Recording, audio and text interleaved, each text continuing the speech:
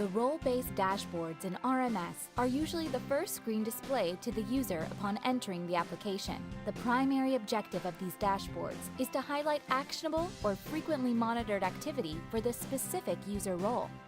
Since the reports in these dashboards highlight the most important focus area for a role, it helps in prioritizing their day's work and facilitates management by exception. These dashboards and reports are configurable. Retailers can configure them by defining various parameters such as threshold values, default options, department-level exceptions, and so on.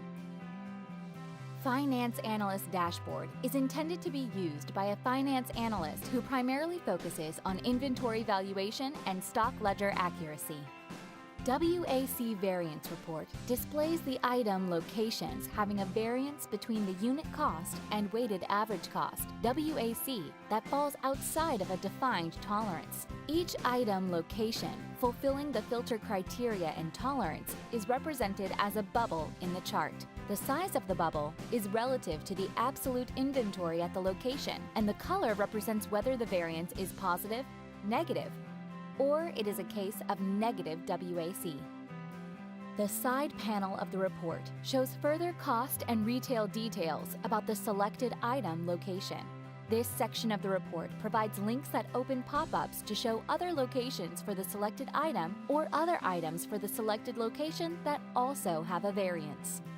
A system-level configuration controls how big of a variance results in an item location showing up in this report. This report also shows item location combinations having a negative WAC, regardless of tolerance. Cumulative Mark-On Variance Report shows subclass location combinations having a cumulative mark-on variance between calculated CMO and the department-level budgeted intake percentage that falls outside of a defined tolerance, as well as all negative cumulative mark-on percentages. The CMO percent variance can be displayed for any one of the last 3 months. Each subclass location fulfilling the filter criteria and tolerance is represented as a bubble in the chart. The size of the bubble is relative to the closing stock at the retail value of a subclass location for the displayed month, and the color represents whether the value of the closing stock is positive or negative. Shrinkage Variance Report looks at actual shrinkage for a subclass location in the last month and compares it to the budgeted shrinkage rate. Values outside of a tolerance are displayed to the analyst for research summarized to the region level, and these values can be drilled down to the location level. Inventory Control Dashboard is intended to be used by the Corporate Inventory Control Analyst role. The dashboard aids the Inventory Control Analyst in ensuring that stock orders and RTVs are reconciled and closed in a timely manner, and that stock counts are reported, reconciled, and processed within an acceptable processing window. Transfers Pending Approval Reports shows any transfers in submitted status that have passed a certain configurable number of days after creation without being approved or deleted and need to be reviewed for approval or deletion. Overdue Transfer Shipments Report provides visibility to approved transfers that have passed their not after date plus a configurable number of days and have not been shipped.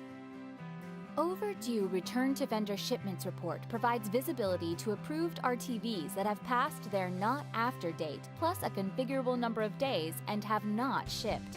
If not after date is not available for RTVs, then the report considers created date. Overdue RTV Shipment Report is accessible via tile in the dashboard.